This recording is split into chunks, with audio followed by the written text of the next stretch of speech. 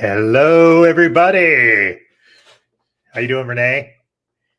I made it through the 92-year January that we just experienced. So Fair. That I'm was a pretty long good. one. Welcome to the Cult Bar, everybody. This volume we're exploring Rael, the alien prophet. We saw this on Netflix, so if you want to check it out, that's where we found it. So yeah, what are you drinking? We're going to start with that.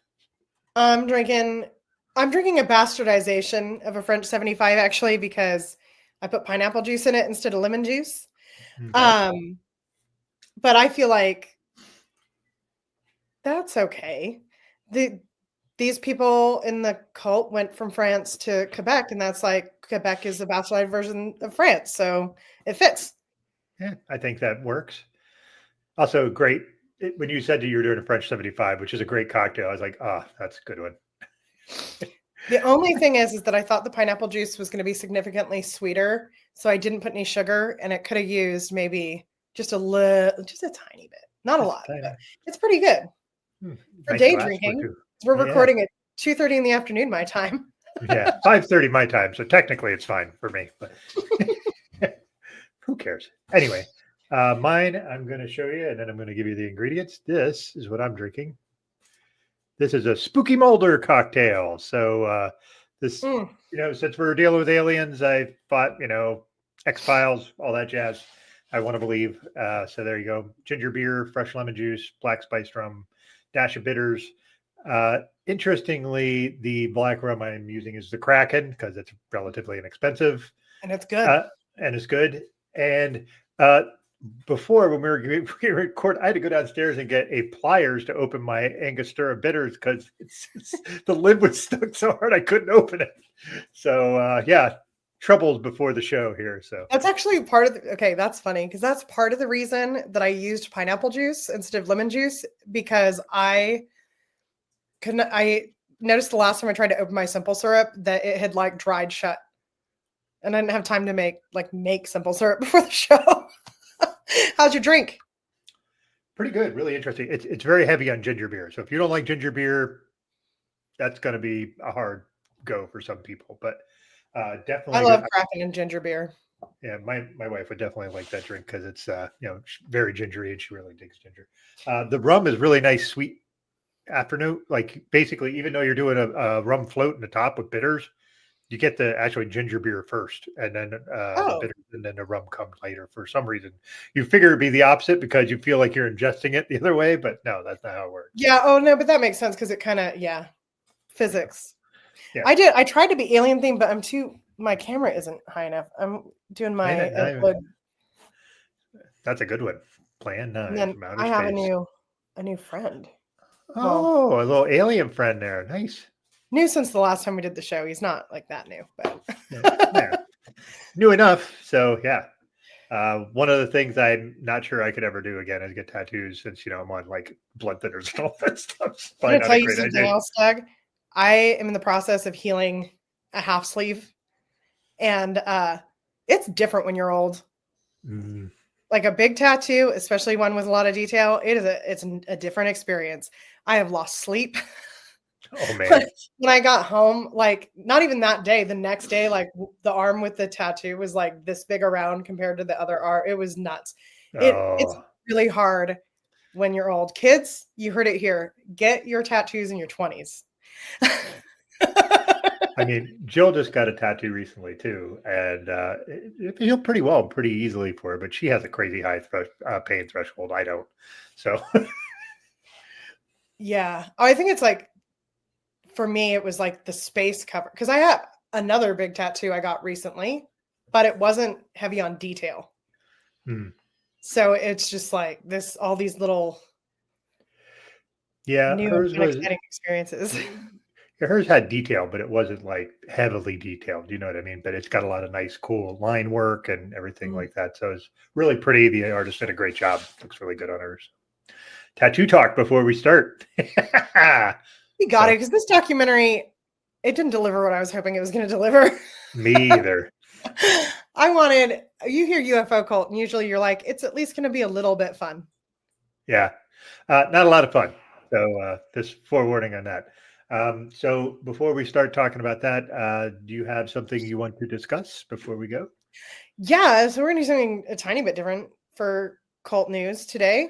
As I mentioned on the show before, I'm an ex-Mormon, and after something like I think it's been out now for like 14 or 15 years, the musical Book of Mormon by the South Park guys, right?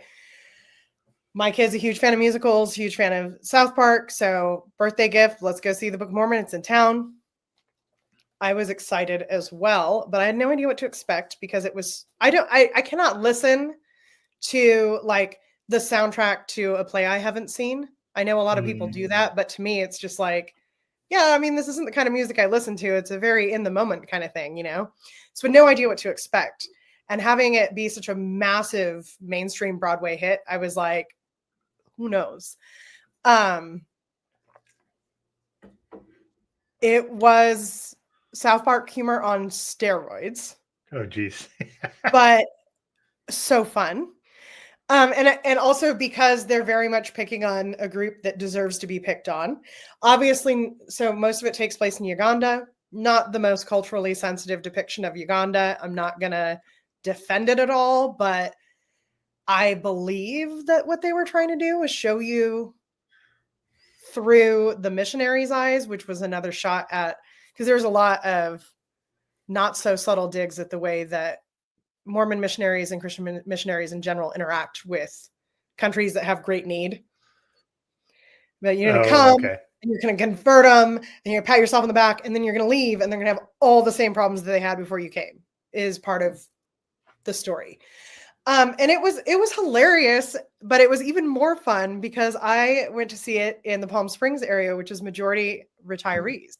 So yeah, like I would say maybe 10 to 15% of the crowd were people like in my general age group. And then I was there with two 15-year-olds and the rest were like 60 and up. Who very clearly didn't know what to expect either. And the guy sitting next to me was having the time of his life, but was also very clearly disturbed that he was having the time of his life.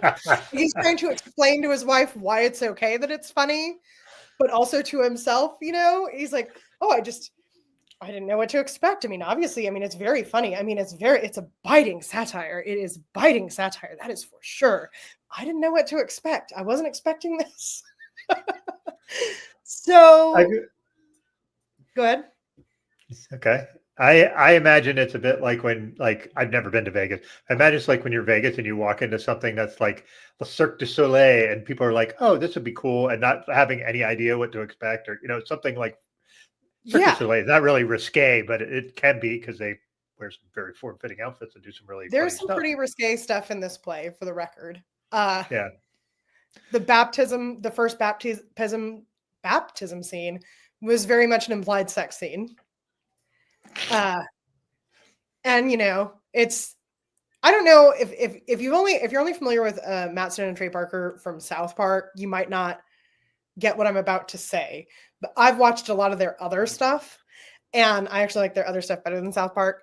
And it was very much like there's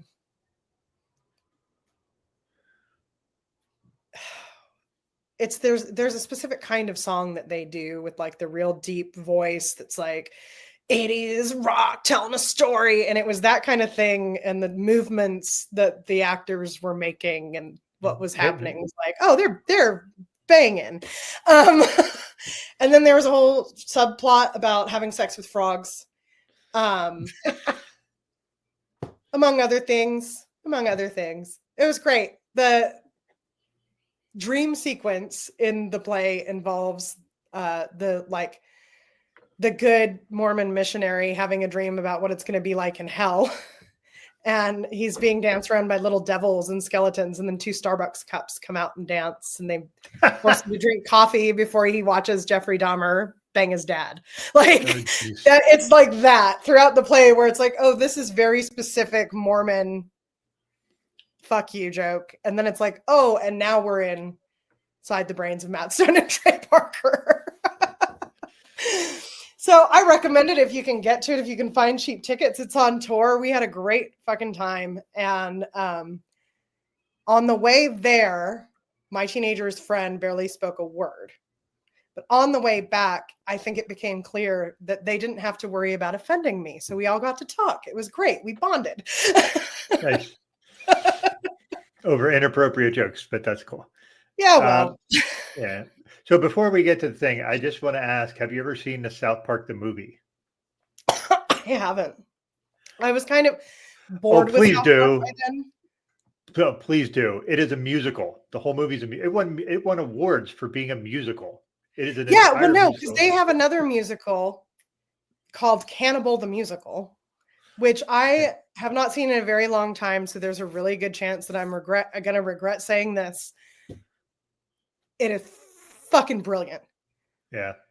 Just absolutely hysterical, totally brilliant. It's about real people that had a Donner Party-like experience at the same time. And that is what I will say about it, with the caveat that I don't think I've seen it in about 20 years. And so it may have aged incredibly poorly. Well, like most of their things, the aging process isn't great for their stuff, but yeah. All right. So off we go here with Rael, the alien prophet. Let's get a bit into this. Before we start, trigger warnings, please. I mean, all of them, but in a weird way, the stuff that is the most triggering or most potentially triggering is the stuff that they were like, we're just going to mention it once and move on. So yes, there's, coercive control, religious control. There is a lot of misogyny. There is a lot of power dynamic issues, questions of what really constitutes consent. There is at least accusations of child abuse. They don't really get explored in the documentary. A big part of the story does revolve around a couple who lost their child.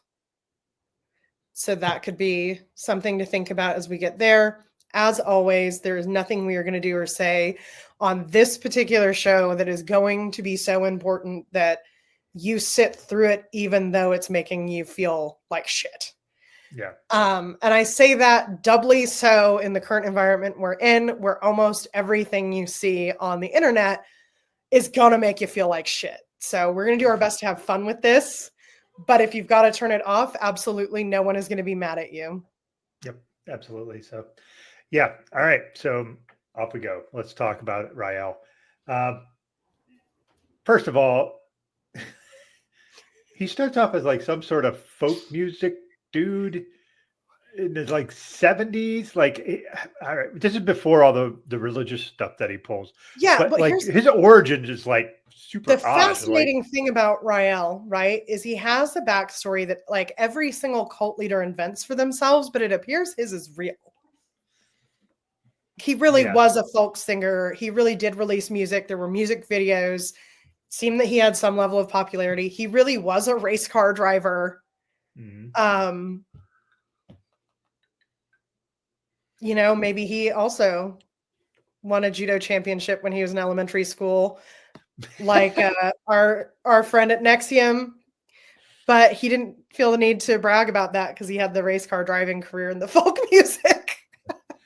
Or maybe he was the yoga champion of India or whatever that was thing. Oh yeah, I forgot about that. The yoga competition. Which is no such thing. There's no such thing that actually happened. So yeah. This is just so you know what Rael looks like. This is the whole thing. And that, yes, is how he looks. It is. I want to point out something about his looks because it's going to be it was very important to me, and it's going to be important later in this show. Okay. I want you to notice that he has long hair and a beard in this picture, which is very near to the beginning of the cult. Mm-hmm. You know why I say that, but yeah, we'll get to that. Okay, so what I think kind of triggered some of him going into this Rael thing was when he started, there was this rash of in France, people seeing UFOs everywhere, UFO sightings all over the place. So he goes and decides to tell people that he has seen aliens and talked to them. That was the first one. So he goes on, basically, it looked like he was on a French talk show. And I would like to preface for the record that neither of us knew this was going to be the people In talking were French. going to in French. So subtitles are super important. And the problem for me is if I'm taking notes and there are subtitles, and the whole entire language is in French, I'm going to have to stop every 5 seconds to do things. Well, the other side of that, Doug, is that you could choose to watch it dubbed, which I did, but With English, I did they eventually. sucked. The actors doing the dubbing really stunk on ice. They did. I did that after I think I watched the first 2 episodes regular. And then I was like, why am I doing this? I could just change it to this. And then I was able to go through it faster. At any rate, France is not really what I would consider a hotbed for cults. So that was an interesting start. So, it goes in there. What I find, very quickly after he talks about that, they start getting into the people that were Raelians. Yeah. Raelians. It sort of sounds like alien, but I think that might be an anglicization of it. Yeah, it also might be a play on words by him. Right. He is very cheesy. Yeah. Excuse me. So some of the people we meet are, I'm going to butcher names. Jean-Pierre Saulnier, Bridget Bossier. Boy, I'm not going to be. I was saying, well, the dub was saying Bossier. But it could be wrong because it wasn't a good dub. Yeah, we got Philip Laveau, Damien Marsick, Nadine Gary. These are all people that they interested in. They all were in relatively early in the 70s, I think all of them.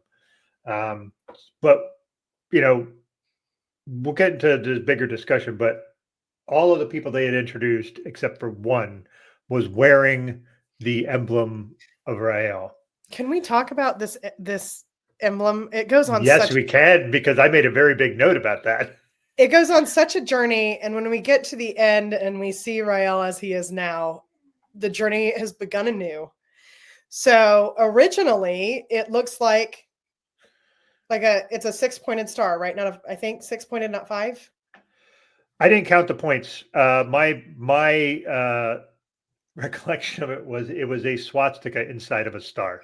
Yes, but when it began, it was just a swastika, and then the star was around the swastika, and then it became a swastika that connected into the star, creating a pattern, and then it became, I guess, a flower that doesn't look like a swastika at all. Yeah. But when we meet Rael at the end, as he is now, or as he was when this was done filming, it is back to being a swastika. Yeah, and then I remember there's one thing where he's on the show and he has this big medallion with his emblem on it, and the guy's like, "Is that real?" He's like, "Yes, do not touch it. It's the only one in existence." I'm like, yeah, like he went to some blacksmith and had that forged for you, but yeah. Well, the aliens gave it to him. Maybe. I didn't even consider that. So there's some interesting things that they get into pretty early where they're talking about. We should clarify, like Nadine Gary, I think might be your favorite character. She's the one that made a proclamation that you were like, "Oh, I love that this lady said this," like right away. Oh yeah. Oh, because so we were messaging the more back things and forth. change, the more they stay the same. I recently read some gay alien porn that a friend wrote. I love to support my friends. It was very good. It was moving, actually. And as we know, there's like a whole world of erotica about people having sex with other creatures. And it was like 5 minutes into episode 2 where she's like, "I want to have sex with them." Which then in episode 4 we find out is like a part of the thing. Like they create basically nuns, and their job is to fuck the aliens when they come, and also Rael, because of course. But okay. Sorry, my daughter was calling me right at that, so it's perfect timing. I was trying to mute it.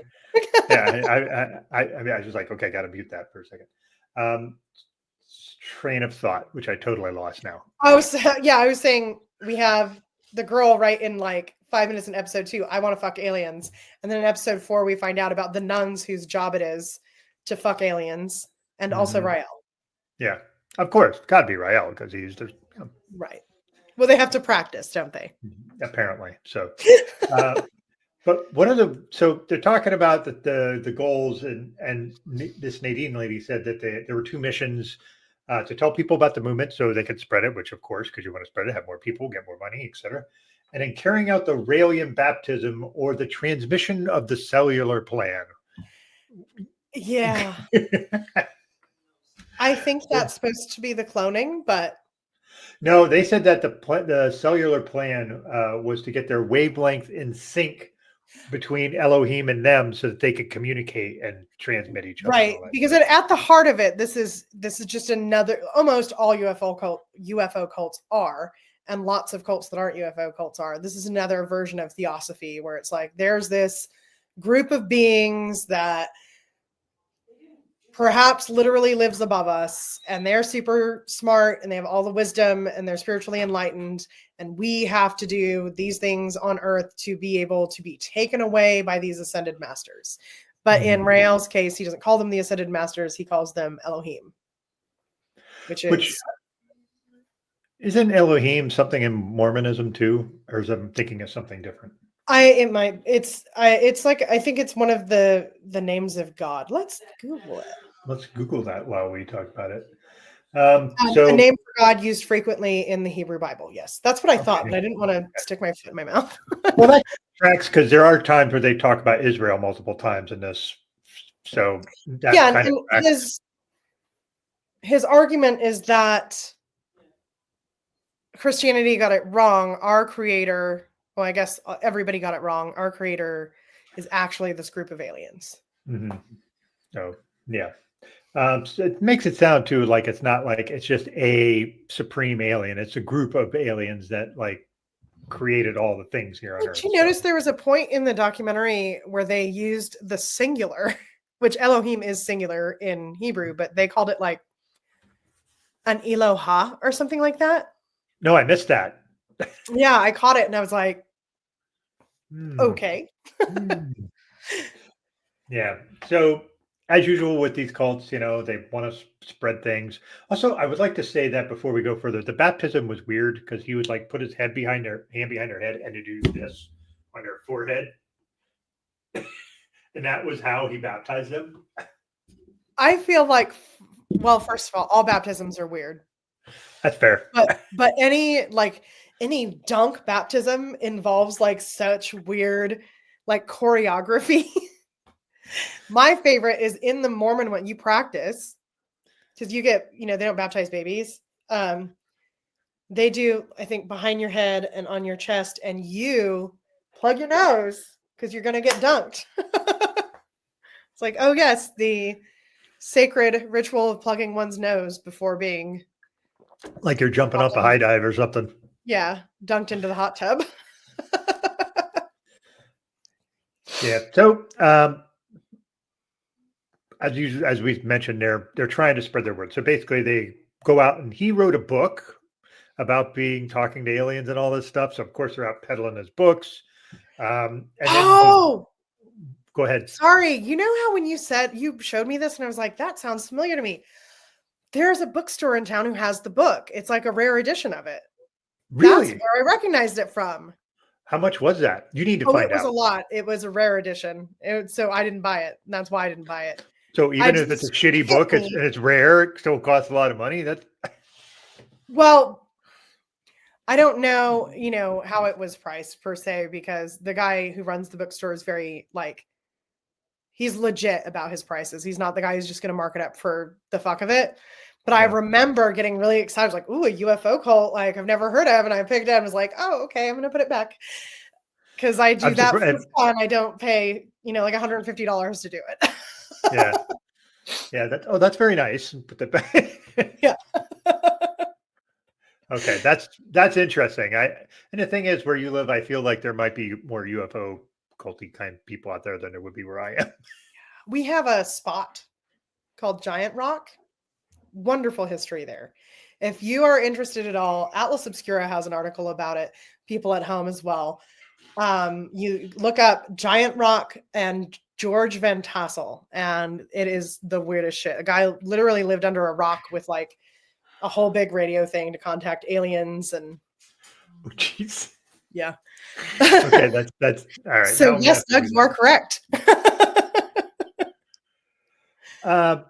So what's interesting though is like early on, he gets on like lots of TV shows, like to talk about this, which Yeah. is like fascinating that right away he's like getting these interviews on like pretty major French shows. I think I think what we need to wonder though is because looking at the time periods we're talking about, right?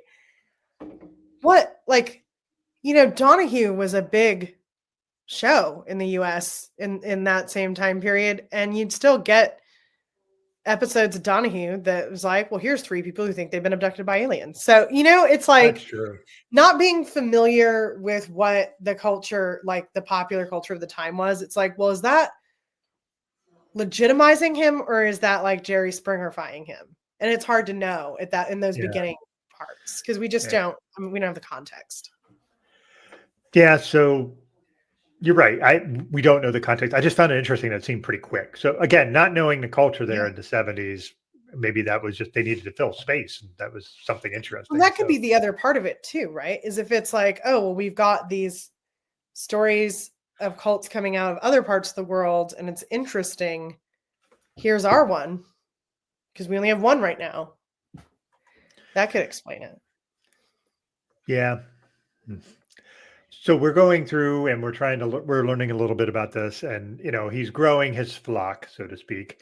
And then Jonestown happens right as he's kind of really ramping up. And I feel like that kind of makes people have pause against him and his crew. I mean, do you agree? Yeah, I think like your big moments in cult history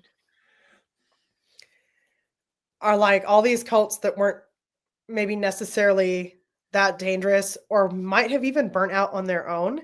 Mm-hmm. If they happen to be in existence around the time of Jonestown, the Manson murders, or Heaven's Gate, then the pressure to make it stop gets really big around them. And then that kind of like solidifies the resolve of the people in the cult. And then you basically guarantee that they're not going to go away without something fucking really bad happening, ironically. Yeah. So I feel like that increased some scrutiny, but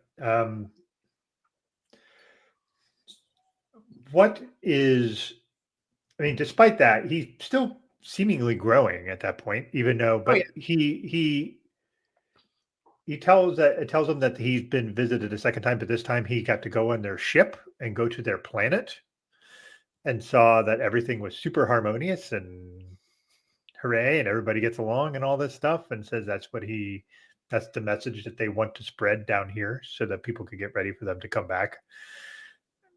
It's like the rapture, but without all the death. I also think it's really funny because one of the goals becomes to build an embassy for the aliens to come to. And it's just like, well, yeah, but if you go on an embassy tour of a foreign country, like they're going to make you believe that everything's awesome there too. They're not going to be like, yeah, it's a shit place to live. Everybody fucking hates each other. Like, yeah, this is terrible. Oh, okay, great. Thanks for having me. I'm going to get out of here. Which I guess legitimizes what he's saying more than it deserves to be legitimized. Like, but yeah. True. But early on in the show, in this series, they make it pretty clear that he's about women and sex and all the stuff. He like encourages people to be nudists, lose their clothes. He had the comment, if you want to remove the pants in your head, you must first remove the pants on your ass, which is like the goofiest fucking statement to make people get nude that I think I've ever heard. This cult had so much potential to be just a fun fucking party, and he just had to take it too far. Yeah. As they all do. But I'd go to one of their parties for sure, Doug. They're going to talk about aliens. People are going to get naked. I'm like, I don't know if I want to get naked. And then they're like, you got to remove the pants on your ass to remove the pants on your head. And I'd be like, you know what? That makes sense. Sounds ridiculous, but I'm going to check it out. How many shrooms am I on at this point? Right. But one of the weird things to come out of this is he wants people to look in the mirror to see themselves, like really examine their looks so they can be happy with themselves. But What's the biggest thing he tells everybody to do? Look at their butt. Stick a mirror and look at your anus. He This is tells so funny everybody to to do me that. because that woman, the journalist who infiltrated them and just like couldn't fucking cope with a single thing that challenged her sense of modesty, which is so fucking weird. I hated her. If you hadn't gotten that from our text back and forth before the show, I hated her. But she described that as like I thought she was building up to like something incredibly traumatic and horrible happening to her. And then it was like, he told us to look at our buttholes. And I'm like, come on. Granted, it's a weird thing to ask, but you're undercover. Right. It's weird. I understand you didn't enjoy it because you don't believe the things that these people believe, but like there was so much bad shit going on. We don't really need to like hover over the weird shit. But also it reminded me of Fried Green Tomatoes when she goes to like the women's empowerment group and they want her to look at her vagina and she can't do it. Oh yeah. I mean, it's been a million years since I watched that movie, but yeah. That's one of the scenes that's always stood out to me. But here's the thing, outside of a super weird environment like Rael, I think there's an argument to be made of like how unfamiliar people in Western culture are with their own bodies and the things that we just sort of don't even know about our own bodies, or at least a lot of people don't know. And we just sort of like, ew, that's gross. I don't care. I think there's an argument to be made that maybe it's not a bad thing to know what your butthole looks like. Maybe not. I wouldn't want to find out in front of a whole bunch of other people who are also looking at their buttholes, but you know. Yeah. Can I do that in my own room, please? He's just actually preparing you for the eventuality of the colonoscopy you're going to have once the alien colonoscopy. It's always a colonoscopy. Or the alien colonoscopy. They might do it before 50. You're right. True. I don't think they care about the age when you're up in the ship. They're like, okay, good enough. But again, I don't disagree. Them kind of just empowering people to really love their body as it is. I mean, we could all use a bit of that. I think we all have things where look at our body and be like, ugh, but it's your body. It's the one body you got. So, why not? When you see the stuff from the early days and they're just kind of laying on blankets in the grass and they're naked in the sun. Yeah, that looks super benign. I might have to get drunk first, but I might like to do that. Yeah. In and of itself, separate, out of context of everything else. Yeah. And I always kind of wonder if part of the reason that these things get out of hand is because we galvanize is the word I'm looking for. Because we galvanize the people in the group for being weird when they're just out there having a good time. And then the guy who's providing the good time is like, well, here's my opportunity to get even weirder. Yeah. Because now I'm their hero. Yep. So there's, and like you said, as usual, all these guys just take it too far. Like, we've had a few of these things where originally it didn't sound like a terrible idea or like, it was a pretty decent concept. And then it just goes haywire, like all these cults. But all the ones we get to know about, right? Because all the ones that were just like a bunch of people happily laying naked in the grass, that eventually those people were like, well, my trust fund ran out and I'm going to have to go work for my dad. Yeah, that sucks. They just did, okay. They just go work for their dad and we never hear about them. Yeah.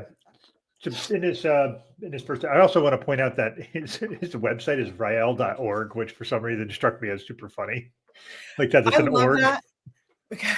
One of the things that drives me fucking apeshit about the school that I go to is when they talk about how to decide if a site is a reliable source, is they'll be like, don't ever use a .com because .coms are usually trying to sell you something, but using .orgs is okay. And I'm like, I could buy a .org right now and put anything on it. Mm-hmm. Like, you are too old to be giving advice for reliable sources on the internet. There's no requirements to get a .org. You just do. Yeah. And it can be about looking at your butthole while you wait for the aliens to come visit. Like, that's what your .org could be about. That's not a reliable source. Yeah, it isn't. But I just, for some reason, that just kind of cracked me up a little bit. When I was like, okay. But that's what I mean. There's like, it's to a certain set of people that makes it feel legitimate. Unless you know about, like, unless you've ever bought a website before, and then you're like, no, like you pick that buy whatever and you get it. Yeah. Yeah, cool. That sounds good. But at the time, you think, right? Like, not that many people were buying websites. That's true. So he got in on it. And also for him, what he was trying to do is establish himself as a religion, which he did do. He got established as a religion in France, so he didn't have to pay taxes. And, that's always what they try to do, is try to become tax exempt. It's almost like if we stopped giving people the motivation to become a religion just to become tax exempt, we might avoid a lot of problems. I think you might be correct there. So, yeah. I'm all for not having any religious organizations be tax-free personally, but, that's me. So like I said, he got to be religious and be a religion in France. And I just go ahead. You were going to say something. My favorite line when in the introduction of this was that somebody said, I didn't write down who said it, so I apologize, but it was amazing. Back then in the 1970s, being in a cult was kind of outlandish. Like that now, if you're like, oh, I'm in a cult. Everyone's like, oh, that's cool. You're like, oh, you're in a cult. Oh, cool. What cult are you? I'm in this cult. Like, like everybody's in a cult. I was like super fucking normal now, but back then. Yeah, but back then in the 70s, that was like Cult Central everywhere. So, like, I don't know where they got that line, but all right. The other thing... Oh, go ahead. I was going to say, maybe in France that was, outlandish, but not anywhere else. Yeah, it was just like, I don't know if there's ever been a time in the history of like human civilization where people were like identifying something as a cult and being like, oh, that's normal. I did think it was interesting that they were homosexual friendly. I say homosexual because like my inclination is to say LGBTQ, but I doubt it. I think probably, well, we only heard from a woman. That's what I'll say. We only heard from a woman that being a lesbian was okay. And that does raise questions about if it was okay to be a gay man there. They did show some images of men kissing and stuff. Oh, see, and I missed that. They did. There was not a lot. There was a few. So, maybe they were pretty, but, if he was, who knows, maybe Rael was into that too. Like, no judge on that part, but, it's, maybe that was the case. But when you were talking about the embassy, the other thing is with this embassy thing, which weirdly, like sort of galvanized them to be like, cool. Now we have this goal to do. Remember the Unarian library though, right? Yeah. Which they actually did build a thing. It just wasn't finished, I guess. Rael, not the... Yeah. Well, Rael also said that it would be completed in 2035. I don't know where he pulled that number out, but maybe he just figured I'll be dead by then, so it won't matter whether I'm right or wrong. But, well, right. And then at the end, as an old man, he's saying, it's probably not going to happen before I die. I could die tomorrow, and it definitely won't happen by tomorrow. Like, yeah. Hey, we don't know. According at the end, I mean, they did this one in 2021, I think, and they said that he was still alive back then, but I don't know if he's still. Yeah, I didn't check. I checked some weird shit on this one. I'll be perfectly honest. My ADD demons won. The things that I looked up. But dare we ask? Oh, just like weird shit that happens on French television because that judge was driving me fucking bonkers. Oh, the judge I liked because he was. I hated him. I hated him because he was just saying shit, and it's like you're not better than him. Yeah, well, the thing I like about it's weird there. But the judge, I thought that was funny. He was just like mocking the United States, like how ridiculous it is with their cults and all this stuff. And I was like, maybe in the United States they let that shit stand, but not here in France. But they absolutely fucking do have weird press conferences. I mean, the TV show where they were reading the explicit fucking comments about molesting children happened in fucking France. It's like, dude, they exist because they started in fucking France. Like, and as I told you, and Greg, who's not with us on the show, when I was in Paris, there were signs in the street telling people not to shit in the street because they had such a problem with people shitting in the street. Sounds lovely. And when I went to try and find a picture of that to show you guys, I came across something that happened last year, which was Parisians threatening to shit in the Seine in mass to protest dirty drinking water. Yeah. So, and I remember reading about that, and I'm like, and the thing is, one thing the French do know how to do is they know how to fucking protest. They really do. They don't fuck around. I'm not saying taking a shit in the Seine or all like that's a good idea, but yeah, no. I'm not saying they were wrong to threaten it. And I'm not one of those people who just hates the French. I actually think my time in Paris was very pleasant. And I think maybe the reason so many Americans get rude treatment from Parisians is because they're assholes. So I'm not like anti-French, but like weird shit happens in France. Weird shit has always happened in France. This thing started in France. He was on every fucking TV show in the nation in France. And then the lady has a fucking press conference and they're like, this would have never happened in France. It's like, no, you put him on fucking daytime television instead, which significantly more people watch. Yeah. So you talk about this particular show where basically they read explicit things from Rael's writings. This is something he wrote, where basically he said one of the things he said was you should caress your children, which is just icky on a million levels. And I think like it's one of those things where you might be thinking sitting at home if you didn't watch, you might be thinking, oh, it's a terrible way to say it, but maybe they took it out of context. And what he meant was, we're not going to tell you the part that makes it clear what he meant because it was disgusting. And that's like, I don't feel like Doug and I don't need to like feel gross on this show. It was fucking gross. Yeah. It was basically instructions for how to molest children. Yeah. And he also made a point where he just basically said everybody that's a Raelian is an adult. Yeah, well, but that was, now remember, Tony Alamo said that. And I want to say that was a thing in Jonestown, not sexually, but and how they were expected to work. I might be off on that one. I can't remember for sure. We've come across that a lot of times.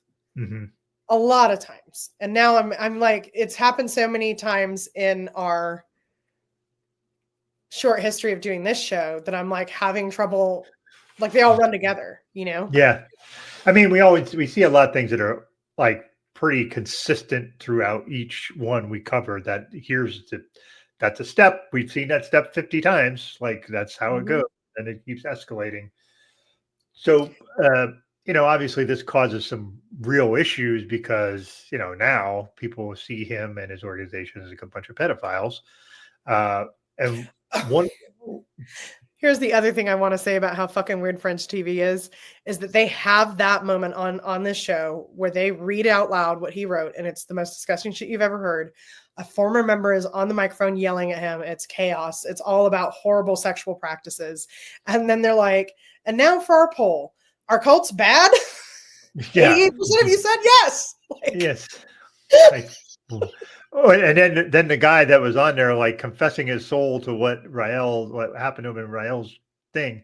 And he starts to go after Rael and the host just goes, no. And that stops him. That stopped. Not in a million years would that have stopped anybody in America for sure. They'd been like, fuck that. I'm going after that guy. Well, yeah. Letting someone call out leadership for being sexually abusive is the thing that would never happen in France, apparently. Fair.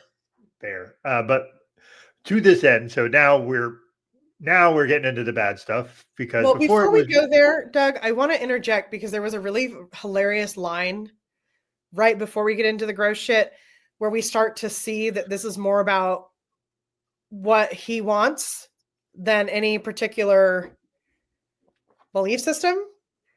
And he starts using Raelian money to finance going back into professional racing.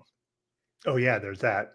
And I guess that's justified because the name of the cult is on the car and we're spreading the message and blah, blah, blah. But the reality is like, who doesn't want to fucking drive a fast car, right? And so he says, I'm the fastest religious leader in the world. I'll race the Dalai Lama. I'll race the Pope. Like, like he's like gonna drop a diss track. Yeah. And like the Dalai Lama and the Pope presumably were like, who? Yeah. Kind of like, who's this fucking joker?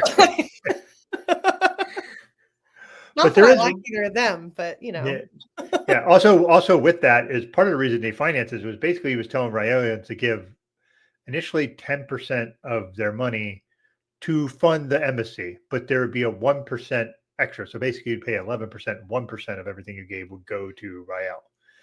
So, and he would claim that he wasn't getting any salary, and that everybody just looks after his well-being, but really they were tithing. Right. But before we go, I just want to say when we're talking about these, all this stuff with him and on that show and the pedophilia accusations and all that stuff. One of the guys that was in the group said in Raelians was like, in all groups, political, religious, whatever, you meet pedophiles. And I was like, what? Are you just justifying that? Like, yeah, everybody else does it. So what? Like, well, you're not wrong, but you're wrong about why you're right. Like the guy, your leader, the guy you're taking spiritual guidance from, the guy you're taking sex advice from, apparently, he's the pedophile. That's very different than like certainly someone who works retail. And all of the people who work retail in this world, there's a percentage of them that are pedophiles. Sure, that's true, but it's not because they work retail. Yeah, they're making it sound like it's a hazard of the occupation. Yeah, so that blew me away. It's like, no, the guy in charge he's the pedophile. But there were 2 Raelians that got arrested and convicted of that. So they weren't Rael, but they were members of the Raelians, and they got convicted of that. What I believe happened is that, and again, they didn't go into this because they actually did not spend very much time on the sexual abuse of children, which to me is the fucking headline, but whatever.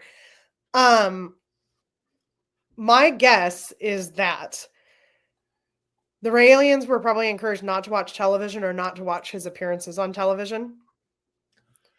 And so they didn't know what he said, but they knew that those 2 guys got arrested. And so they got to the story that was like, well, everyone's attacking us because of these 2 people that just so happened to be members of our group.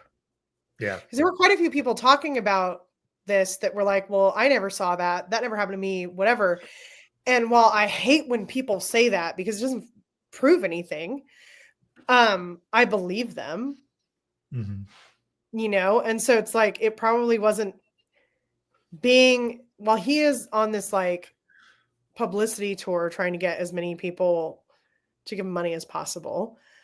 He probably wasn't telling the people who came in the things that he was saying to the people who liked molesting children. Because these people do find each other and have since well before there was an internet or any of these things that we blame for it now.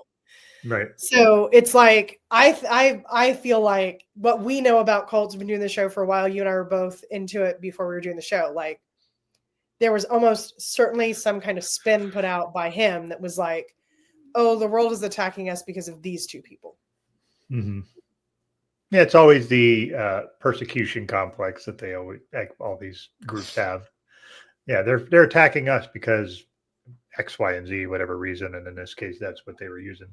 But now, because of all this, they're getting ready to flee. But before we get to that point, I want to make a point that their compound or wherever they live, the Raelians, is called Eden, and I'm like, that's a little on the nose to try to. He shits on Christianity and then takes the birthplace of humanity out of the Christian religion and names that where and the name of their creator happens to be the name of God in the Hebrew Bible, and the name of the child they're talking about happens to be Eve. And it's just like, come on, man. Like, if you're gonna do a UFO cult, you're obligated to make up your own shit. Be a little more creative. That's what we're here for. Yeah. I mean, you can make up all kinds of names, and people be like, "Well, okay, if that sounds right to me." I don't know, one of those kind of like why can't they be the Gloop Glorps? Yeah, Gloop Glorp. So yeah, they're because of all the scrutiny, they're getting ready to flee. They decide to flee to Quebec, which I think is funny because there's a lot of French people there. So because and they're like, let's go where everybody talks like us. And Right. they could have picked several African countries and decided against that. So they did go to Africa later, but they go to Quebec and they named the place there Valcourt, which Yeah, I they don't know never what that means. explained what. My favorite part of this part of the documentary is there's a video of Rael talking mad shit about Quebec before saying he's very happy to be moving to Quebec. He's like, I love Quebec. I mean, not because it's beautiful and not because the weather is good. Obviously, not for those reasons. Yeah. Apparently, Valcourt is an actual township in Canada near Quebec, but it's also the phrase means value of the heart. Okay. Whatever you say. Now I just want poutine. Poutine is delicious. It is. Yeah. I've been told that the only poutine I've ever had is like not good poutine. I'm like, I can't wait to find out what good poutine is if that was bad poutine. Yeah. I feel it's like pizza, even bad poutine's good poutine, like that kind of deal. Yeah, No, I mean, I've had some. Yeah, I've really had bad pizza though, so that's not really maybe an apt description. Me too. Like I say, it's hard to fuck up a burger, but you can do it. Sure can. Go ahead. Oh, the other funny thing about that little TV segment about them moving there is when they're interviewing Quebecans. I think that's what they're called. Quebecois. Oh, that's right. I thought that was just the dialect of French they spoke, though. But it's also the people, the French-speaking folks in Quebec are Quebecois. Okay. I don't know if the English speaking people are there Quebecois as well. I don't believe so, but I don't think they are. And it was English speaking people because I didn't hear an accent on it. Anyway, they were interviewing people and they're like, doesn't it bother you because they're weird? And the guy was like, no. And they're like, doesn't it bother you that they wear all white? And it was like, what? And the guy's like, you can wear whatever. I don't give a shit. Just leave me alone. Like that's what we're. It was a bunch of. And they were interviewing like a bunch of farmers. They're like, I don't give a fuck. Just stay off of my land. It'd be fun. Right. It was so funny though to be like, yeah, but now that you know they all wear white, now what do you say? And it's like, oh, same. Yeah. Me. If it didn't bother me that they were weird, why would it bother me that they dress weird? I don't. So now here's maybe my favorite part of the whole documentary. In Quebec, they're not building an embassy. Right. They're building a theme park. UFO land. I'm not going to lie, Doug. If I found out that it was still open, I would be there in a heartbeat. My next vacation would be to UFO land. And the funny thing is Quebec is like 5.5 hours from where I live. Well, and then this is the other thing about it is like they're showing it. It's pretty low rent. Oh, very. That makes it so much more exciting to me. All right. I'm looking to see if it's still open. Because if it's open, I think I'm going to have to make Jill go there. We'll have to do like a cult bar live from UFO land.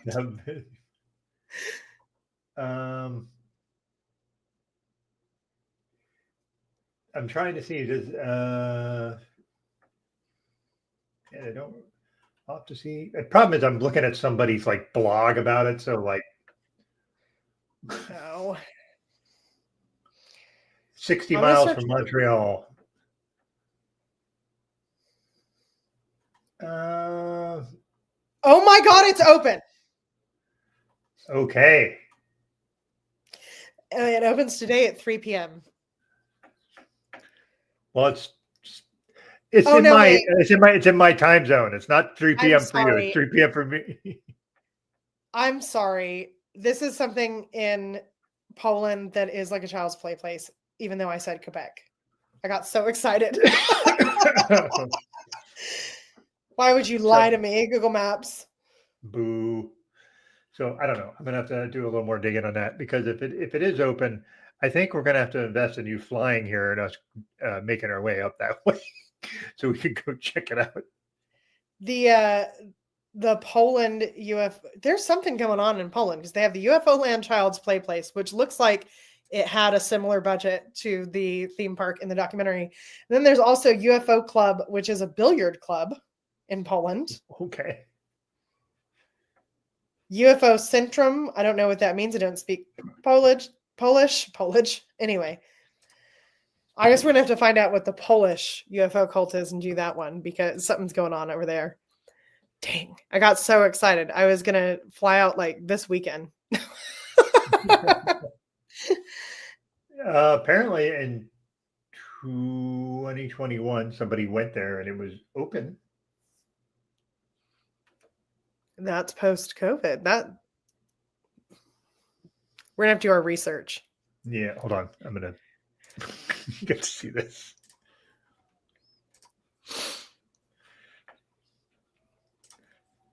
Hangar 7. So, like I said, it's a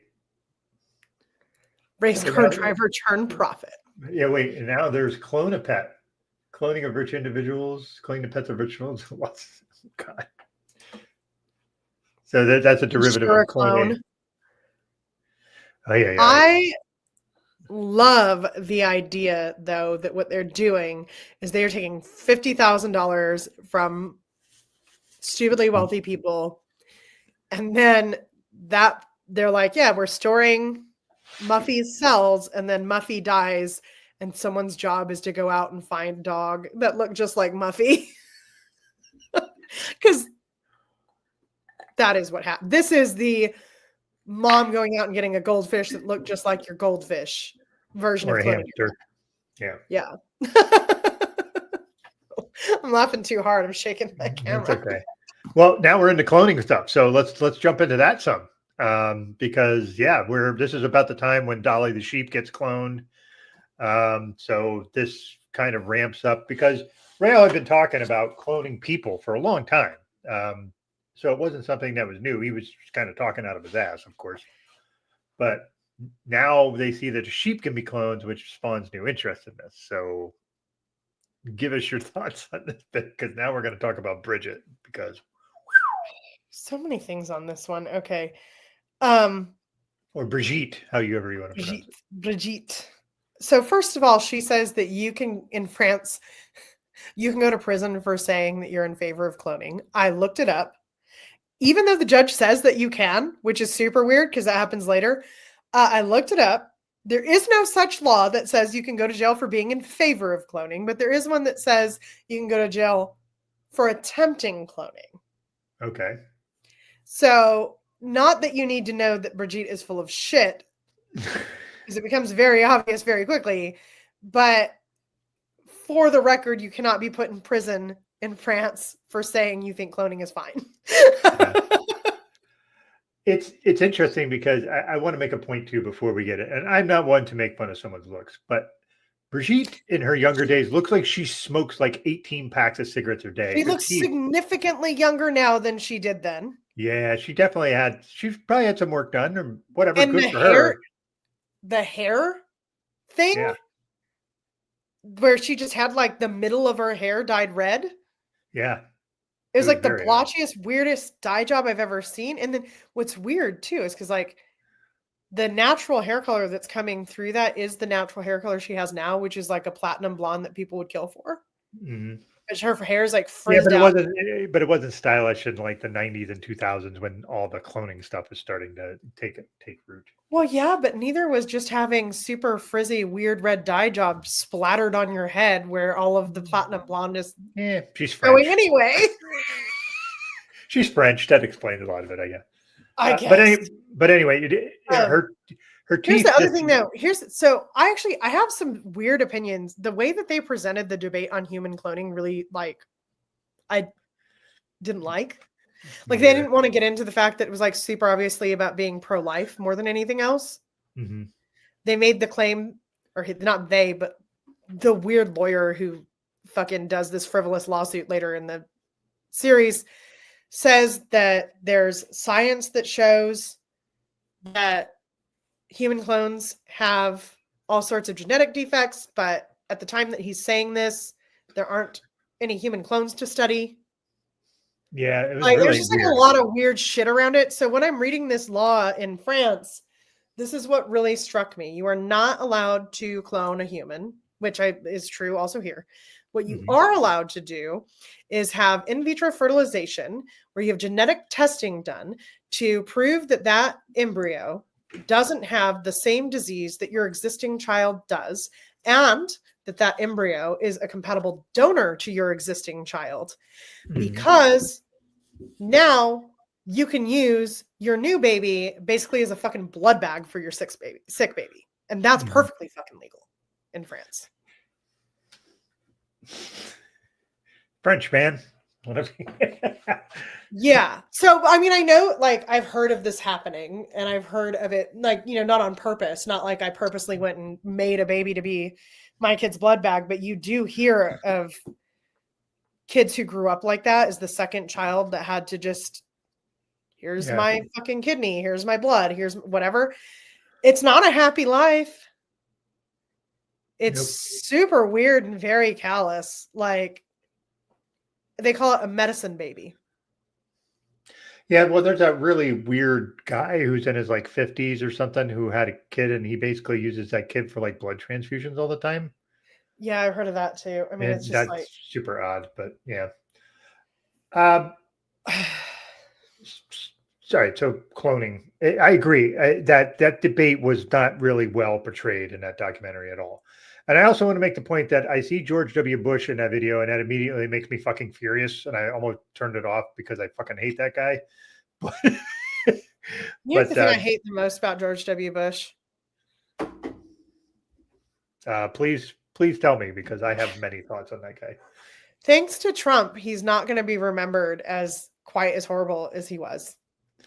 Agreed. He was. That fucking keeps me up at night.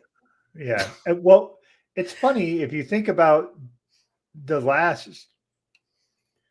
Let's see, we had George W., then it was Obama, then we had, So the last two Republican presidents we have been remarkably dumb, just remarkably dumb. And just, I want the person leading the country to be smarter than me. I don't know. I don't think that's a big thing to ask.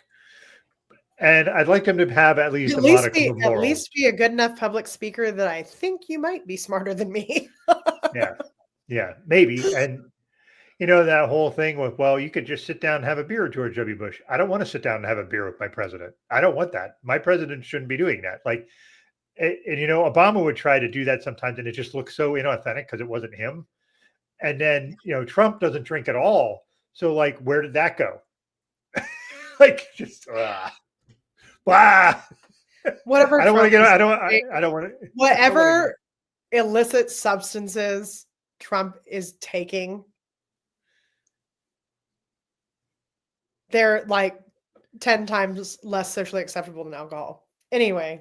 Yeah, that's fair. Anyway, enough about American politics. I'm not stating it as fact.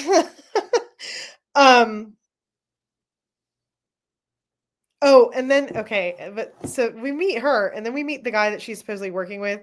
And my note on that is, why does it sound like he's just listing things he thinks happened in a laboratory?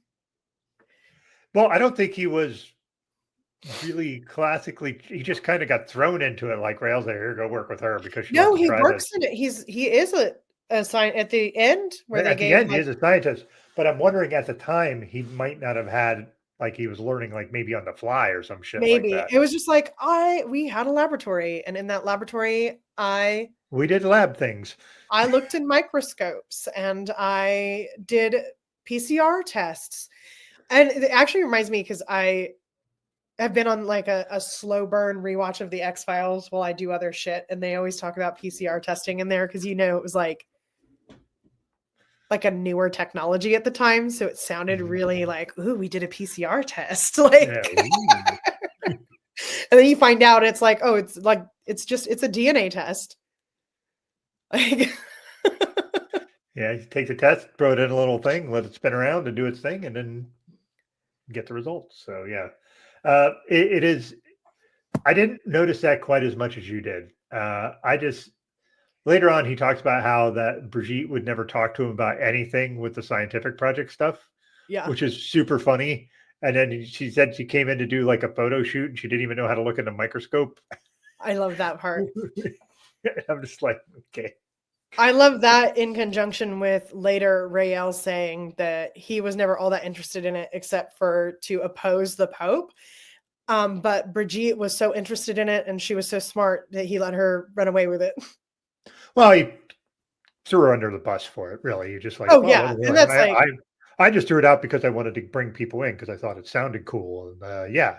And then she wanted to do it. I'm like, absolutely, go do it. And, and then later on, he's like, well, I haven't seen any proof either. I'm waiting on Brigitte to get that for me. Like, yeah. Okay.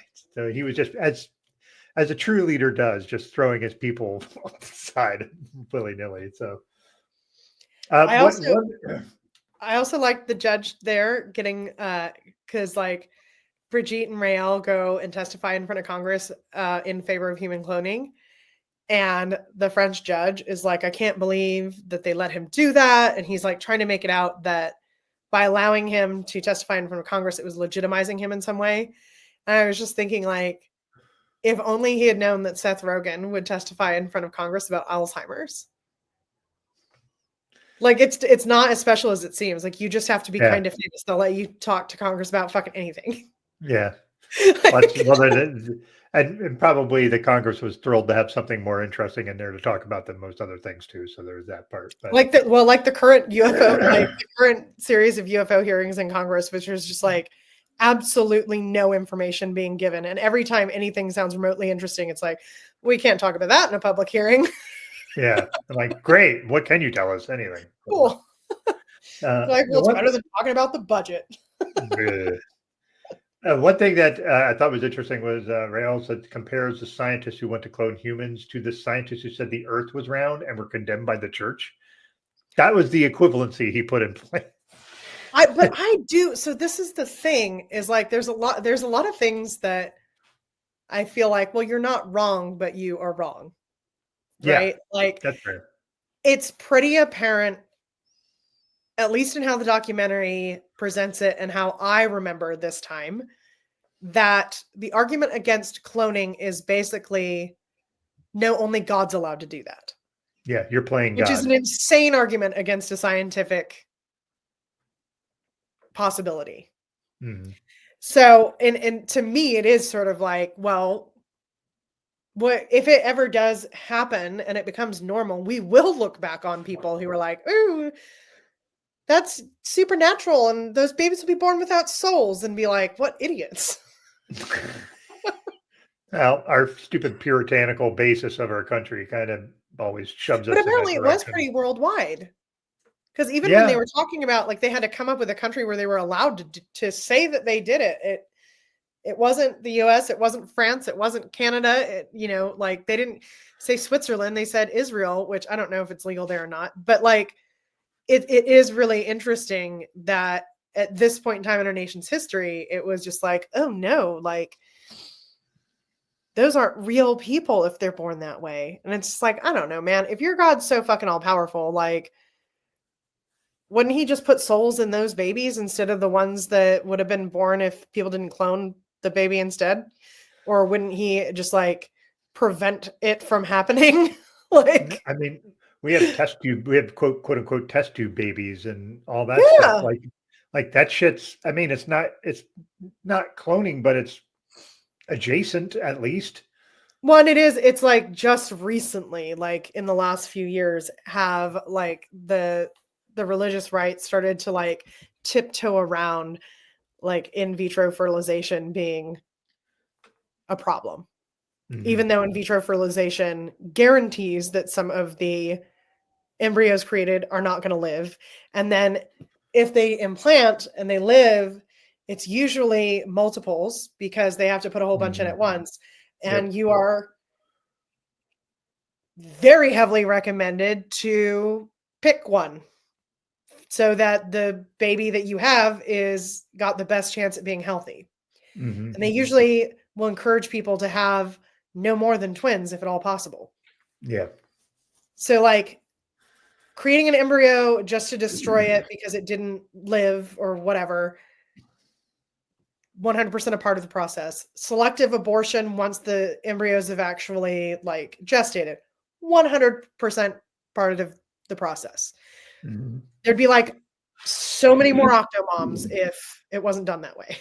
Yeah, for sure. So it's really wild to me that it's like, you know, you can't get an abortion and you can't clone a baby. Not that I'm interested in cloning a baby, but this is fine. Even though all the reasons why we say you can't get an abortion and we say you can't clone a baby are things that happen in this. Because this, oddly, and not related in any way, shape, or form to why we say this is okay, will keep you barefoot and pregnant at home where you belong. There is that. All right, so try and dig back in here.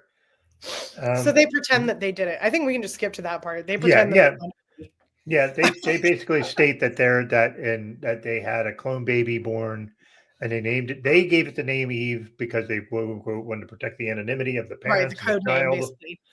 basically. Which using Eve is again super Christian coded, which they do. Well, they're like, it was a joke. Somebody made a joke, and then I was like, haha, that's a great joke, and we're gonna do it. Like, there's so much weirdness around the things that they claim are jokes that are obviously like very significant. So here's where the documentary gets really fucking frustrating for me.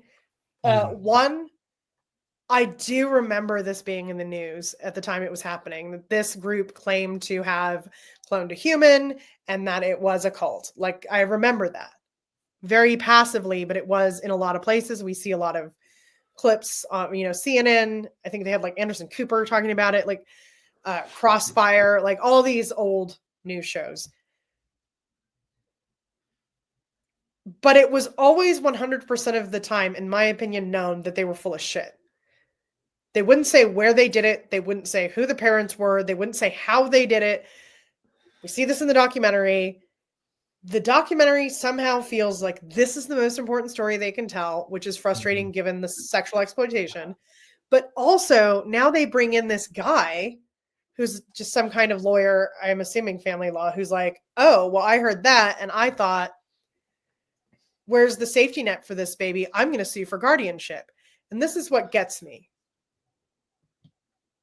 Through the entire interview, he is pretending that his argument that the lawsuit was always in good faith. Bullshit. Agreed. Bullshit. I 100% believe that he did it because he thought he'd be able to prove that there was no baby, number one. But number two, if he did it for the reasons he said he did it, he is the biggest piece of shit to walk the planet. You don't just decide that you randomly deserve to have custody of someone else's child based on no information. Nobody even said that the parents were aliens. You couldn't say that they were in a cult.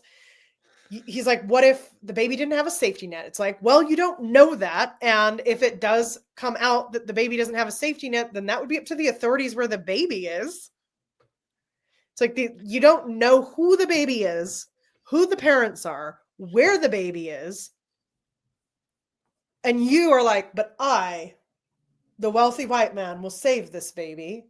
It's like, you are a huge asshole. Also, it's over now. You could just say that one of your goals was to prove the baby wasn't real. You could just say that. Yeah. It was giving real pick me vibes. Like, look at me being the white knight trying to do this thing to get the notoriety on myself.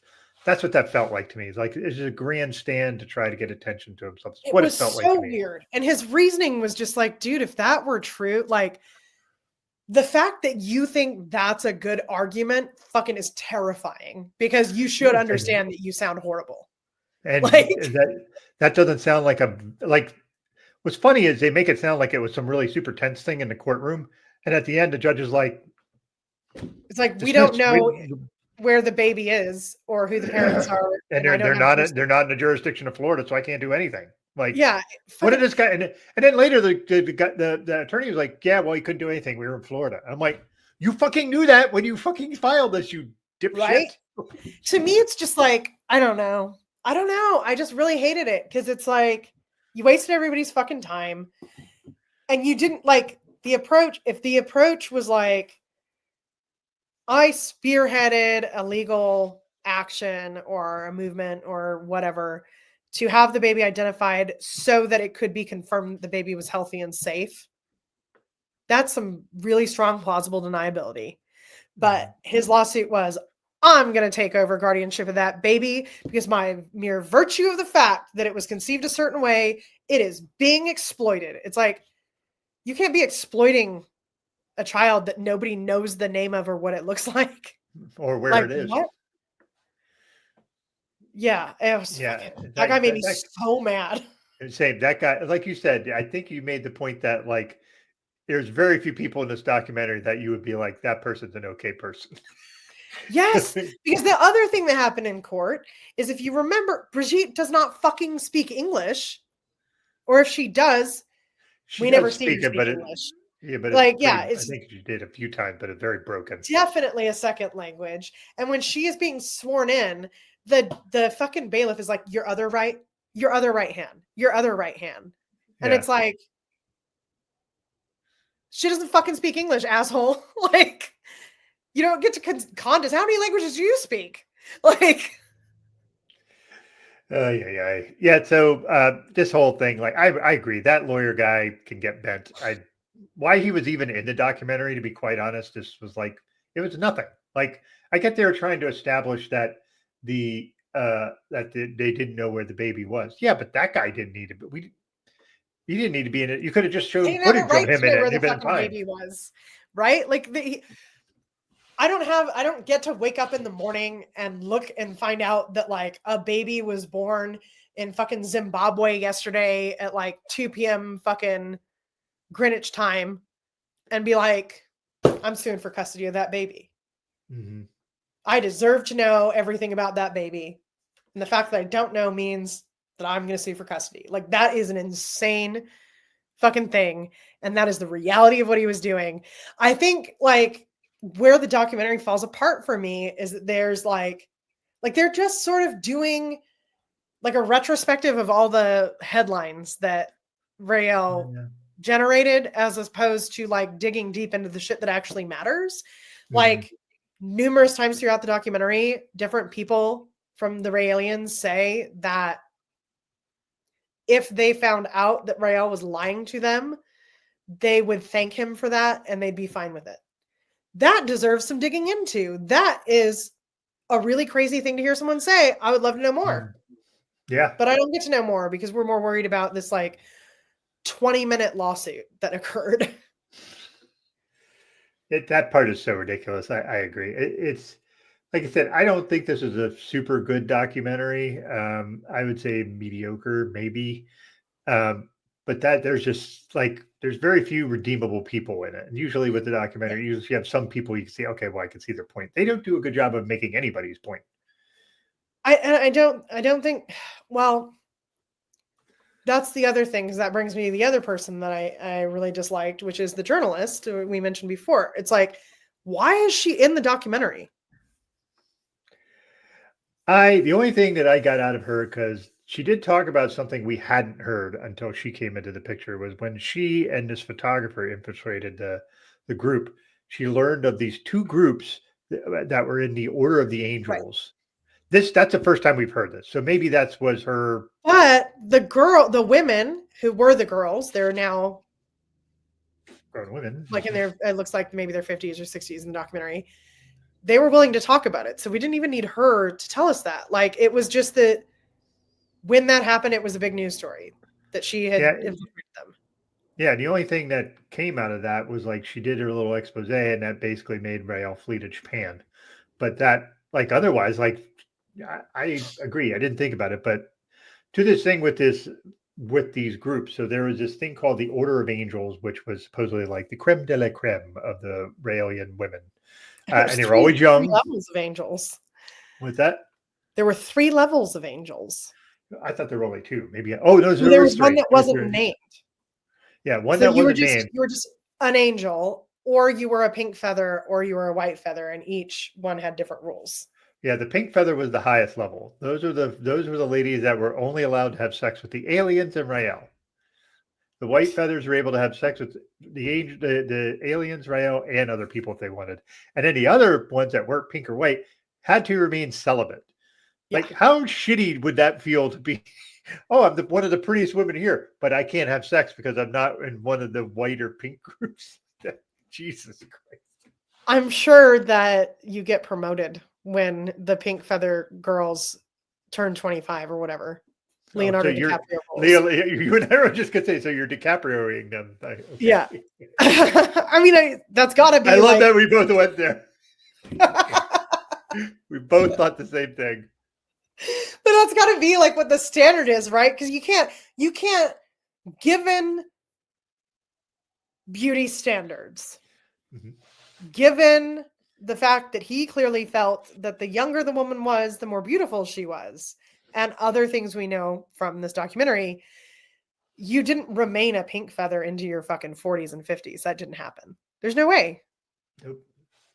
So yeah, I'm sure there was cycling in and out. Maybe there was like a promotion system. Maybe when you started in, you were 16 and whatever. But we also know that he also married this Sophie gal when she was 16, at the blessing of her mother, by the way. Yeah. So here's the other thing that happened that the journalist said that just fucking made me want to scream, is that they're talking about his wife, who, the reporter doesn't say this, other people say this, and this is important. She was told that she was made to be with him, which, you know, we hear this in other cult situations as well. Sure do. And by her parents and by her religious leader. So probably she believed it. And if she didn't, on some level, that was influencing her, you know, that's just reality. And she was expected to serve him basically like a servant, but also a sexual servant. But she was also expected not to publicly be his wife to the other Raelians. And her job in a lot of situations was to do whatever he was asking everyone to do first. Like, oh, look, she thinks it's a good idea. And it's so exploitive and it's so abusive and it's so fucking human trafficking. And this asshole journalist who's like, whole fucking worry in the world is that sometimes people are naked, apparently. And they might see her naked. Oh no. Yeah. She posed for Playboy. You never saw Rael pose naked anywhere. It's like, where the fuck was he going to pose naked? Yeah, but you the market for Playgirl never really existed in the mainstream. Okay, posing for Playboy was a massive, massive deal for anyone. Yep, agreed. Back then, for sure. Especially back then. Yeah, it's like fucking Marilyn Monroe posed for Playboy. You name any famous fucking guy who has a famous nude shoot that you can go look at. That Burt Reynolds. That is it. That's the exception. Rael was no fucking Burt Reynolds. Thankfully not. It was just like, you never saw him pose naked. It's like, really? This is the part of the fucking patriarchal values of this group you have a problem with?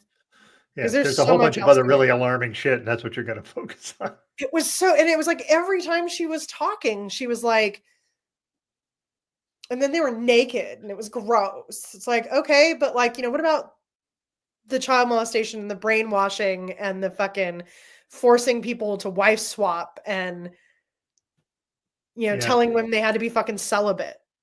What about that? Yeah. The other funny thing that was kind of funny with her, that she was like, when we got there, these people came up to me and they were bishops, and they said, we think Rael is lying, so we're going to denounce him tonight. Are you with us? Are you whatever? And I was like, she was acting like that was like the puzzle to break into the Pharaoh's tomb or something. Like, of course you say you're not going to go against the fucking prophet, you dipshit. Like, Jesus. The idea that that was a real thing that they were really going to do, and they exposed that plan to someone who had been there for 20 minutes or whatever. It's like, sweetheart, that was a test. Like, if it happened at all, which I mean, maybe saying, and my thought would be they were just fucking with them. Like, I can't believe that. I don't see how. Oh, you're here 20 minutes. Here's the test. Yes or no. Like, that's your test. Well, but I mean, like, maybe they I don't know if you've ever had this experience, but I was part of the punk underground in my hometown, and a teenager was at a show at the punk club, left, got drugs, overdosed, and died. And that became the reason to investigate the club because all the local business owners wanted it gone, right? And so what would happen is we'd be there at a show and you'd be like, oh, look, another undercover cop. Oh, yeah. And you just always knew who it was, to the point that when he finally did get caught, like giving someone weed that was actually a cop, not selling it, by the way, we're like, how did you not fucking know? Because every fucking weekend they were there and you could always fucking tell. Yeah. And so I wonder if there's an element of like, we're going to fuck with them because we know why they're here. Yeah. Look at how uncomfortable she is every time anyone mentions a boob. Like, oh man, she was super frustrating in hindsight. I wasn't super frustrated with her, but like hearing you talk about it, it really makes me realize she was just because what was her conclusion? Do you remember? I'm not sure I do, to be honest, because it was muddy to me. People deserved to know what was happening here because it shows the dangers of sex. Did she actually say that? Did I miss that? Yes, I wrote it down. The dangers of sex ? And about 20 exclamation points, because I was like, that what? Like that's your takeaway out of that? Like, oh man, yeah, that lady shouldn't be an investigative reporter at all. Hopefully she's not doing that anymore. I don't know. I don't know. And she looks a little bit more modern now than she did at the time. She definitely looked like the kind of person who would be made very uncomfortable by absolutely everything that she was exposed to in the time period. But now she looks a little more modern, and it's like, but you're recalling this and you're still queasy about it. Yeah. Yeah. Like you've got some work to do. You need to talk to a therapist. Yeah. She was like, that's your takeaway. Yeah, she reminded me a bit of like a French Canadian version of Sue Perkins, who used to be one of the original show hosts of Great British Bake Off. Oh yeah, she did kind of look like her to me without the glasses. I love it. No, she did have glasses though, but yeah. Okay, so she does break a story, not the right one, but she breaks the story. A story. Yeah, and it creates some issues for Rael and Raelianism, whatever. That sounds a little bit too like Reaganism, and I don't want to say that either. But I don't want to rail on another trigger warning. president. We're going to talk about Reagan. Bah, no, I don't. So this basically kind of, I guess this. Am I wrong? It feels like that kind of made Rael feel like he had to flee again. Yeah, you know, was there more to it? I felt like that was kind of like a weird impetus, and I'm like, that really wasn't that much pressure. I do think there was more to the expose than she focused on in her interview. And to be fair to her, maybe the focus of like, it was icky. Maybe that was a really small part of what she actually said to the documentarians, but that's just what they chose. Yeah, that's possible too. Because the documentary definitely had a point of view, and the point of view was that the most important story here was the cloning. Yeah, that was one of the was not super interesting to me. No, it's just like, obviously it didn't fucking happen. Yeah. If it had, that it would have definitely been uncovered by now. Like you would know exactly who it was. But also at the time, nothing they said would give anybody any reason to believe that it had happened. I remember what it was. There was another impetus. It was Dominique came out and decided, because she saw all of this going on, and like she got to, and it was, I think it was Sophie and all the stuff that happened with her that made Dominique realize. She said, I saw him as like a sex maniac or something, and I needed to get out. And she got out and started just doing interviews about how all this was going on. And I would have liked to have heard more of her interviews and what she thought, as opposed to just here's a snippet, blah, let's move on. But when we started talking about the white feathers and the pink feathers and all of that, it was like, okay, here's where we're going to dig into how exploitive he was. No, It's just like, isn't it weird? Yeah. Okay. Anyway, moving on. And it's like, yeah, I fucking knew that everything you showed me was going to be weird. It's an alien cult. Yeah. Like, you got to give me more than that. Like when you go into something like the Nexium documentary, when they get into the what would be the white and pink feathered portion of that, they dove into that. And that's what they should do. And they didn't do it in this documentary. So like when they're getting it, I'm like, oh, okay, cool. Now we're really going to learn the depths of this. And Yeah. they never really get to the depths of it. Really, not really to me. No, I mean, we don't know what their day-to-day life, like you said her name and I already forgot it. Dominique, when she talks about how they were practicing passing tea back and forth, and she's like, well, we're not geishas. And then it turned out we were. That is the extent of discussing what kind of service they were expected to provide for him. Mm-hmm. And the only thing that hinted towards exploitation versus like, for example, nobody talks about nuns being exploited in the Catholic Church.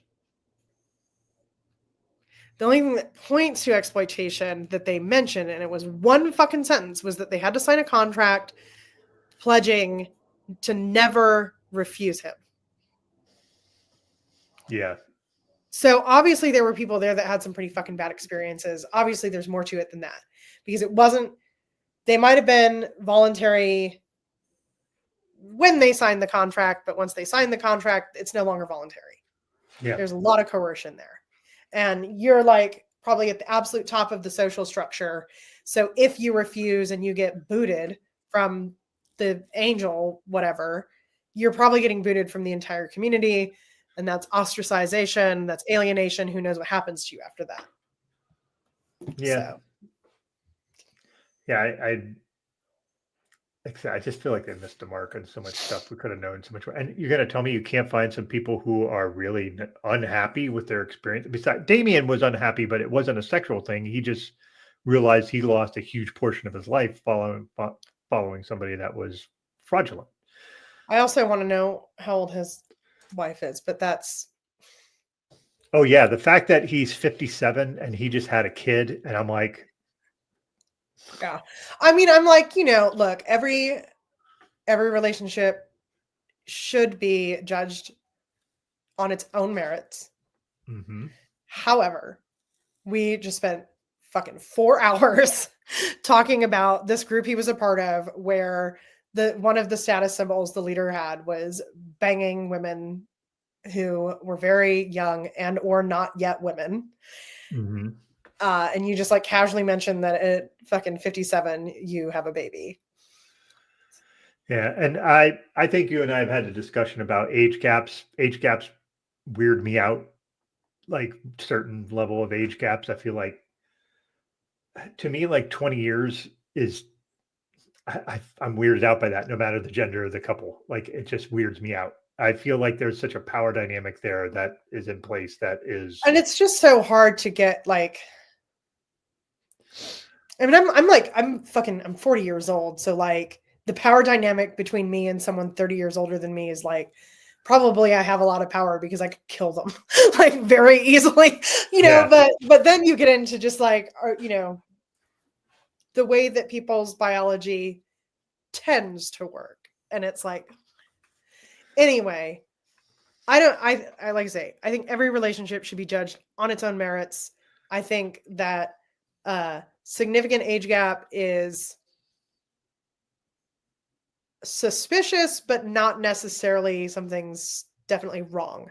But it was super fucking weird in the context of hearing about Rael marrying a 16-year-old and all of the other shit that was going on, to just be like you think he's about to say how he regrets never having children, and then he's like, yeah, and now we have a child, and you're like, wait. Yeah, and he's like, it's a little late to have kids. I'm like, yeah, it is. Like, it's really late to have kids. Like, I remember when my wife and I were dating, and we both had 2 kids from a previous marriage, and she was like, maybe we should have a kid. And I was almost 40, and I was like, no. I was like, no. She's like, why not? We would have a cute kid. I said, I don't doubt that. I just don't want to be picking up a kid from high school when I'm damn near 60. That was my point. I didn't want that. And, we kind of came to our senses and made sure that that wasn't something that could happen. But I just remember being nearly 40 and being like, absolutely not. I am 40, and I just talked about how hard it is to have a new tattoo, for Christ's sake. Imagine having a baby at 40, be like, ugh. And there are people that do it, and hey, more power to you. But like, you know what? No thanks. Here's what I think, though. If you wait until you're 40 to have a baby, you haven't been as exhausted in your life up to that point as 40-year-olds who already have children. I've got a 15-year-old. I've been exhausted for nearly 16 years because pregnancy is also exhausting. Yeah. Anyway, so then we get to when he goes to Japan. And I guess what I think happened is it's like, well, all of the weird Judeo-Christian allegories aren't going to work. So now I'm Buddhist.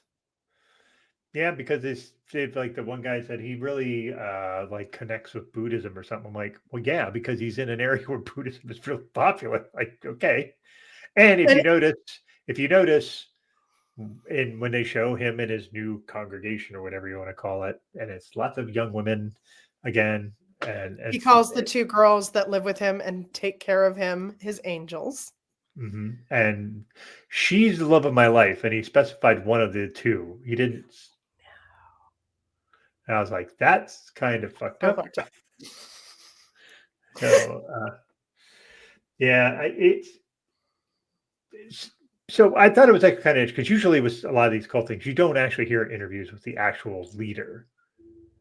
But I think he cannot help himself to get in front of a camera. I don't think he can. Yeah, he's so like, and that, I mean, that's kind of what, like, that's kind of the whole story, right? Like, when he was doing all of those TV appearances in the early days, they had a couple clips that looked like straight up televangelism. Mm-hmm. And it's like, I think that there are some cult leaders who find the notoriety aspect very exciting once they get it. And there are some who do it because they want the notoriety. And he definitely seems like the latter. Yeah, I agree with that. I just think, I mean, he makes he tries to portray himself as sort of happy-go-lucky guy kind of deal. Just he said one thing where he's like, I'm not going to keep dwelling on the past. I'm looking to be happy and blah, blah, blah, blah. I'm like, yeah, you're in your 70s. Like, well, he was like, I'm not the same person I was then, which I think in his mind served as a response to everything that happened. And it's like, well, that's not really how it works. Like, you very much are technically the same person. Like, yeah. So we have that, and I have to ask, why did they put this all shit in with the Ivory Coast guy? Like, what was necessary about that? I think they wanted, this fucking documentary was like really fucking weird in so many ways in the choices that they made. I think they wanted us to know that it was going to continue on. I think they wanted to pay some note to the fact that it was a very culty approach of going into Africa and being like, how could you possibly be Christian after everything the Christians did to you? Very Jonestown in that as well. You know, the People's Temple worked that angle with African Americans during that time. It was just weird. And like the way they did it, where it's like, oh, it's already set up for who's going to be next. Like, is it going to be this guy? Is it going to be this guy? Is it going to be? No, it's going to be this guy we never told you existed. It's like, yeah. The reason we didn't know about him is because you chose not to tell us. We have no idea what these people's relationship is to that guy because you didn't tell us. Like, yeah, it was a mess. Like I said, I think just overall the documentary could have been so much better. Could have delved into the things that really matter, and they focused on odd things and then threw extra things in that didn't really pertain to any of this. We know that Rael at the end of the documentary, which was in 2021, was still alive and living in Japan. We didn't look up to see if he's still alive. I don't know. I didn't either. Let's look right now. Well, why don't you do that now? But while you're doing that, we'll wrap it up here. Like I said, I think this had the potential to be something a super interesting documentary. I think the documentary itself kind of fell flat. I don't like shitting on things like that, generally speaking. But it felt very much like, well, you could have done all these things and you didn't. It does look like he is still alive. And here's the thing though, right? Is like, if you're going to come out and be like, I'm going to tell you the story of this thing, you have an obligation, because when you're a documentarian, you know that you have a point of view and you know that you are the person choosing what goes in and what doesn't. And so you are responsible for what goes in and what doesn't, and the story that you choose to tell. And so I don't have any problem judging it, because it's like, there was a lot more that really could have been done here. And why was it 4 hours fucking long if we're not going to dig into anything? Yeah. And the other thing is, get some opposing views. Like, literally almost all the viewpoints in this were pro-Raelian, like, except for the judge and Damien. And they didn't really dig into anybody and the else. Terrible journalist. The terrible journalist. But I don't feel like she was a contrary view. I feel like she was just, I'm weirded out by having to see other people's bodies in my own. Yeah. Before we wrap up completely, I actually have a special guest. I have to go off camera for a second to get it. Okay. To get them. I think we can wait. It'll be good. I don't know how to go off camera. How do I go off camera, Doug? Oh, here we go. You're probably going to still hear me, so that's okay. Okay. That's all right. We'll trust you. We'll trust the process. So yeah, folks, again, if you want to watch this, you can watch it on Netflix. Like I said, me personally, I wouldn't recommend it just because of what it is. But yeah. Anyway, so, what's our guest? Our special exclusive with the J.J. Abrams lens flare is Elohim himself. Hey. Hi guys. Oh, geez, I thought it was just a head. I didn't realize it was it's a little, like, it's the size of a 4-year-old. Yeah, it has a heart on its abdomen for some reason. Well, because he's a Valentine for some reason. Oh, okay. It's like, maybe that's where the alien heart is. I don't know. Well, that might also be why. The issue is that we don't speak the same language, so he hasn't really been able to tell me anything. Well, maybe you need to go on a ship and go to his planet or something. Yeah, well, we're going to do that on spring break because I'm very busy with school right now. So. Also, this is a strictly platonic relationship, for the record. Okay. Well, that's all good. That's all good. All right. So, like I said, halfway through the show, I saw it out of the corner of my eye because it sits in my studio, and I was like, he's got to come on with us.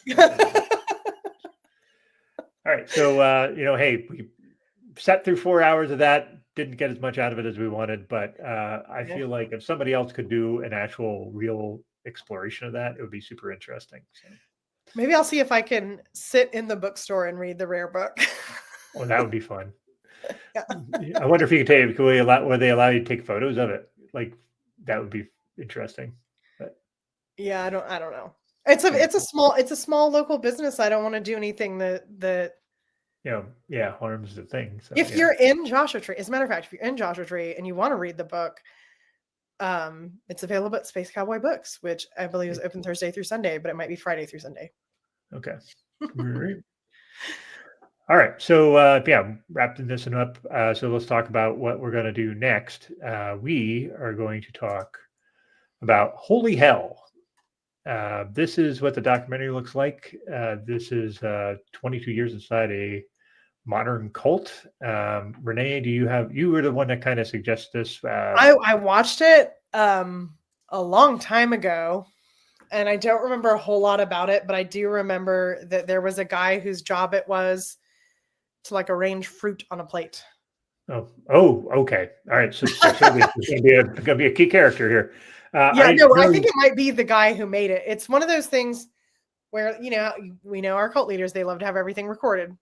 Mm-hmm, of course. So it's the reason it is interesting is because the guy who made the documentary was taking all of this footage while he was a believer, while he was like all in. Mm-hmm. And that's really the most I remember about it. But it does remind me, the one thing I want to say about Rael is how weird it was that with his fascination with fame, that he seemed to not want people to record him. Yeah, there's some recording, but there's like, usually we get these ones where there's a lot of like personal stuff in the background where it's not like where he's just in front of the people that worship him and all that stuff. There wasn't a lot of that. You're right. Usually we see a lot of that, but we didn't see that. There's like a line in it somewhere that caught my attention, but I didn't write down what they said. I wrote down like, oh, this is like a rare exception to the rule of them wanting everything recorded.